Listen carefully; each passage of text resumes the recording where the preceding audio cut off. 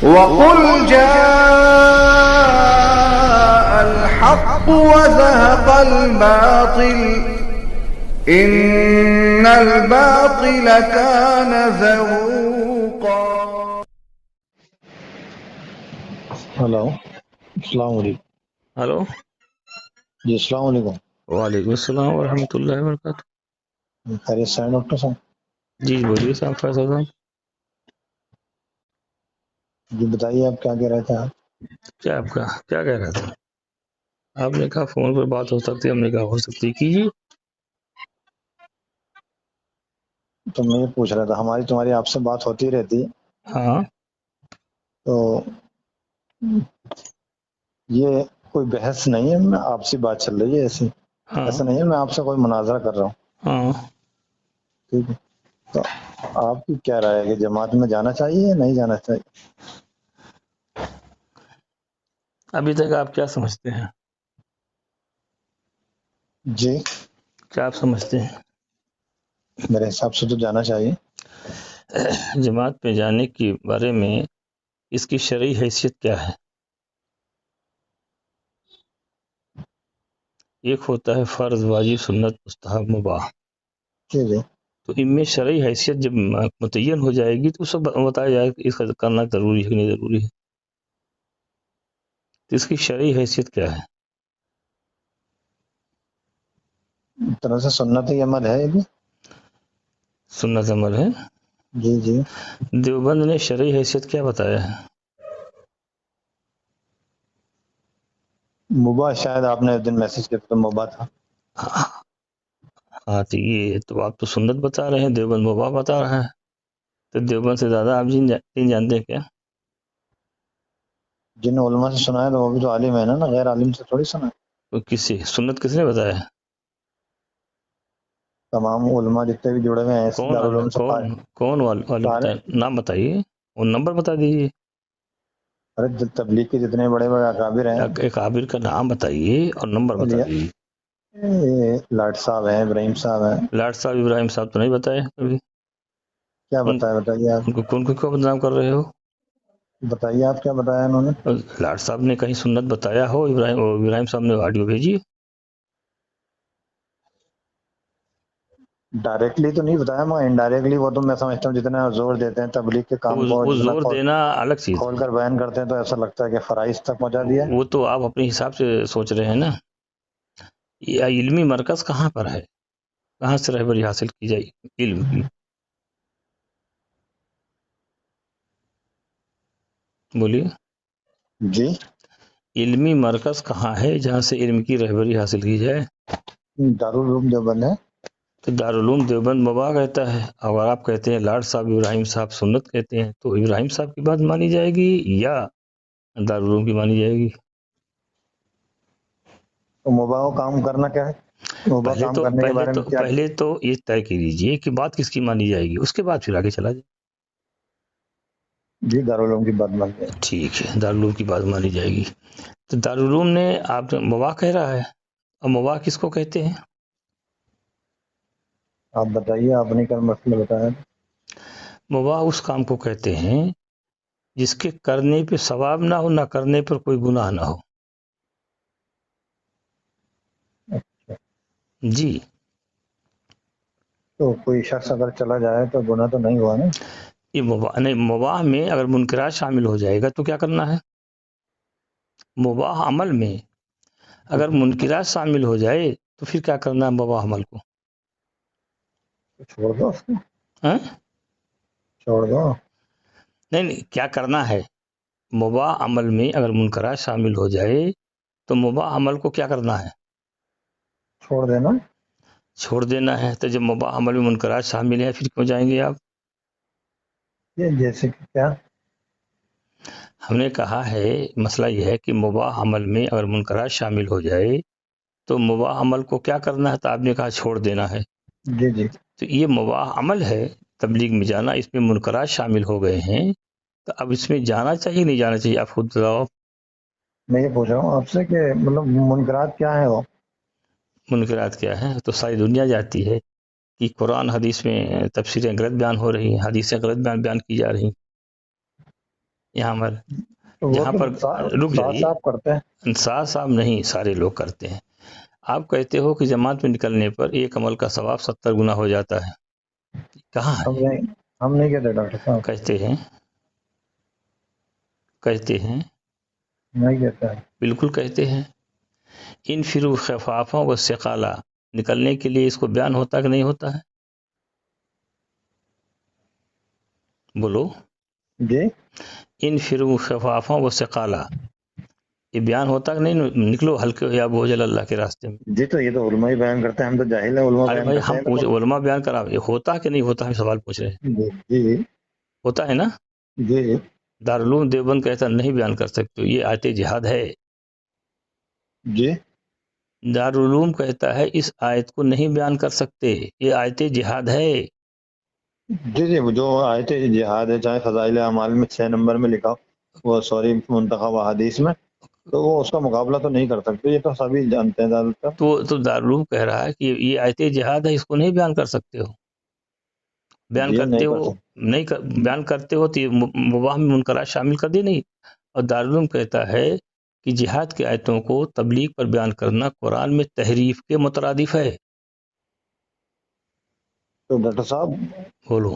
تو یہ تو کہا جائے گا کہ ان چیزوں کو چھوڑ دو، نہ کہ یہ کہا جائے گا کہ جماعت میں جانا چھوڑ دو. ہم نے آپ سے کہا کہ منکرات میں، مباح میں اگر منکرات شامل ہوا تو منکرات و مباح کو کیا کرنا تھا؟ آپ نے کہا چھوڑ دینا ہے. میں جی منکرات گنوا رہا تھا. جی جو اللہ کے راستے میں جاتا ہے، جس کو دھول لگ جاتی ہے، اس کو جہنم کی آگ کیا دھواں نہیں لگ سکتا، ہوتا ہے بیان. جی جی تو یہ جہاد کے لیے ہے کہ تبلیغ کے لیے ہے؟ بولو. اس کے بارے میں مجھے علم نہیں، جو آپ نے پہلی بات کہی تھی اس کے بارے میں مجھے علم تھا تو میں نے جواب دیا. نہیں اس کا کیونکہ اس نہیں، کے بارے میں دیکھیے اس بیان کے کرنا، بارے میں بتا رہے ہیں. اس کے مولانا بارے میں. یوسف، ایک منٹ رک جائیے، میری بات ہو جی جائے بولیے. پھر آپ کرو. جی جی بولیے. مولانا یوسف رحمۃ اللہ نے حیات الصحابہ لکھی، جی جی اس میں باب دعوت الگ لکھا، باب جہاد الگ لکھا. جی جی اس کو مولانا یوسف صاحب نے باب جہاد میں لکھا ہے. کس چیز کو؟ یہ دھول والے کو. اچھا. جی وہ بیان ہوتا ہے عبداللہ ابن رواحہ رضی اللہ تعالیٰ عنہ واقعہ کہ ایک آدھا دن نہیں گئے تو 500 سال پیچھے رہ گئے، ہے نا؟ جی جی تو جماعت پہ بیان ہوتا کہ نہیں ہوتا ہے؟ جی ہوتا تھا پہلے، اب نہیں ہوتا. اب بھی ہوتا ہے، ابھی ہوتا ہے. تو اب یہ جو غلط چیزیں بیان ہو رہی ہیں اور گاؤں گاؤں دیہات سے کہہ رہے ہیں، تو یہ عقائد کو خراب ہو رہا ہے کہ نہیں ہو رہا ہے؟ ایک صبح ایک شام اللہ کے راستے میں نکلنا دنیا مافیا سے بہتر ہوتا ہے بیان. جی جی ہوتا. یہ جہاد کے لیے ہے کہ یہ تبلیغ کے لیے ہے؟ مولانا یوسف صاحب نے اس کو باب جہاد میں لکھا ہے. اچھا. جی تو اب لوگوں کو عقائد کو آپ خراب کر رہے ہو، اعمال پہ لا کے عقائد کو خراب کر رہے ہو. تو اب ڈاکٹر صاحب ہماری جو تمہاری بات ہو رہی ہے وہ گفتگو کو بحث نہیں ہو رہی، آپ سے مذاکرہ ہے. نہیں مذاکرہ تو وہی مذاکرہ ہی تو کہہ رہا ہوں آپ سے، جی بات تھوڑی کر رہا ہوں.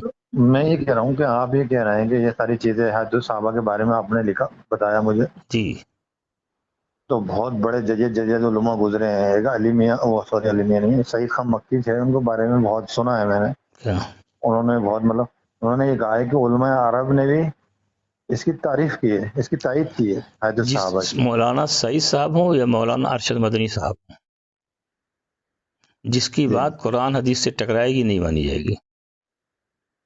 تو میں یہ کہنا چاہ رہا ہوں کہ جو اتنے بڑے علماء تھے سارے تمام حضرات، تو ان کی یہ بات سمجھ میں نہیں آئی تو اچھا ہمارے اختلاف آپ دکھائیے مولانا سعید صاحب کا کہاں لکھا ہے، وہ علماء عرب نے تائید کیا ہے، دکھائیے. میں دکھاؤں گا نہیں، میں آپ کو بات بتاؤں گا پوری. نہیں کیسے، جب دکھائیں گے نہیں تو کیسے بات بتائیں گے آپ؟ کیونکہ اس ٹائم بحث نہیں ہو رہی، آپ چاہیں تو میری بات کو میں پوچھ رہا ہوں، جب آپ دکھائیں گے نہیں. میری پوری بات سن لیجیے حضرت. سنو. مولانا طارق جمیل صاحب کا میں ایک مرتبہ بیان سن رہا تھا. طارق جمیل صاحب کے اوپر فتویٰ لگا ہوا، چلیے سن لیجیے پوری بات. انہوں نے کہا کہ مجھے سعید خان مکی رحمۃ اللہ نے فرمایا کہ طارق جمیل اس کتاب کو کم سے کم زندگی میں 3 بار پڑھنا، 3 بار یا 6 بار. کون سی کتاب؟ حیات الصحابہ کو. انہوں نے فرمایا کہ یہ ایسی کتاب ہے، اس کے بارے میں علماء عرب نے بھی اس کی تائید کی، اس کی تعریف کی. تو ہاں ٹھیک ہے، تائید کی تعریف کی، تو میں تو آپ کو جو دلیل دے رہا تھا ہے تو صحابہ ہی دے رہا ہوں جی جی. جی جی میں نے آپ کو جو بھی دلیلیں دی وہ ہے تو صحابہ سے دیا ہے بھی. میرا تو ماننا یہ ہے، جیسے آپ تبلیغی جماعت سے کچھ باتوں سے اختلاف کرتے ہیں، میرا بھی اختلاف ہے، ایسی بات نہیں ہے. اس لیے میں ساتھ صاحب کی جماعت چھوڑ کے شورا کی طرف آیا ہوں، اور ایسا نہیں کہ شورا کی بھی ساری باتیں مجھے صحیح لگتی ہیں. اچھا، شورا میں جی بتائیے. مستورات کی جماعت لے جاتے ہیں نہیں لے جاتے ہیں؟ جی لے جاتے ہیں، مگر ہمارے یہاں سے ابھی تک کوئی شورا کی جماعت نہیں گئی. وہ آپ کے یہاں سے نہیں گئی ہو، لیکن جو جی سربراہ ہے اس کی بات مانی جائے گی نا. جی جی وہ تو کہہ تو رہے ہیں، اس کی طرف سے اجازت تو ہے، تو اور ہماری طرف کام. اجازت نہیں، تشکیل کرتے ہیں. اور جبکہ دارالعلوم قرآن و حدیث کی دلیل دیتا ہے، یہ شرعی دلیل نہیں لے جانا چاہیے. وَقَرْنِ فِي بِيُوتِكُنَّ قرآن کی دلیل دیتا ہے. اور حضرت عمر رضی اللہ تعالیٰ عنہ نے جو مستورات کو مسجد میں حدیث کی دلیل دیتے ہیں. اور حضرت حضرت جی یوسف کاندھلوی صاحب نے لکھا ہے جلد اول صفحہ نمبر 644 پہ کہ شروع میں عورتیں تو جہاد میں گئی، بعد میں حضور نے منع کر دیا. یہ مولانا یوسف صاحب لکھتے ہیں. تو جب قرآن و حدیث کی دلیل دی جا رہی، پھر کیوں لے جا رہے ہیں یہ لوگ؟ چاہے وہ شورا ہو چاہے ہمارا ہو بھائی. اور کہتے ہیں آپ کہ ہمارا علمی رہبر دارالعلوم دیوبند ہے، اور ہم دارالعلوم کو مانتے ہیں لیکن دارالعلوم کی نہیں مانتے، جیسے منافقین حضور کو مانتے تھے حضور کی نہیں مانتے. تو حضرت جو لوگ دارالعلوم سے فارغ ہیں وہ مستورات کی جماعت میں جا رہے ہیں، تو عوام کا کیا ہے؟ دارالعلوم سے فارغ ہونے کے بعد چور بھی ہوتا ہے، ڈاکو بھی ہوتا ہے، اور محدث بھی ہوتا ہے. مولانا میں چور ڈاکو کی بات نہیں کر رہا ہوں. تو جو بھی فارغ ہوتا ہے اسے دلیل پوچھو. جیسے مفتی عبد الرحمان صاحب ہیں مراد آباد والے، آپ جانتے ہیں ان کو؟ نہیں، نمبر دو ہمارے ہم کو. وہ مولانا پیر ذوالفقار نقشبندی. میں نے جی میری بات ہو مفتی، رہی ہے. ایک منٹ، مفتی فرید سے بات کیا، مفتی اور مولانا کون ہے احمد صاحب سے، صرف 57 سیکنڈ میں اس سے بات کر سکے یہ لوگ، نہیں کوئی دلیل دیا بھاگ گئے. تو جیسے کہ مفتی عبد الرحمان صاحب ہیں، یہاں مفتی عبد الرحمان صاحب نے ان کا نمبر دے دو، ہم ان سے میری بات تو سن لیں. میں یہ نہیں کر رہا ہوں، میں آپ کو نمبر دوں گا. ایک منٹ رک جائیے، میں ان سے پوچھوں گا کس دلیل کے تحت لے جاتے ہو. جی آپ ان سے پوچھ لیجیے گا. میں جو کہنا چاہ رہا ہوں وہ تو سنیے آپ. ہاں سنائیے. کیونکہ میں نے آپ سے پہلے ہی کہا ہے میں بحث نہیں کر رہا ہاں ہوں آپ سے. سنائیے. اب جیسے یہ دارالعلوم سے فارغ ہیں مفتی عبد الرحمان صاحب، اور بھی ہیں مراد آباد ضلع میں بڑا نام ہے، پیر ذوالفقار صاحب نقشبندی رحمۃ اللہ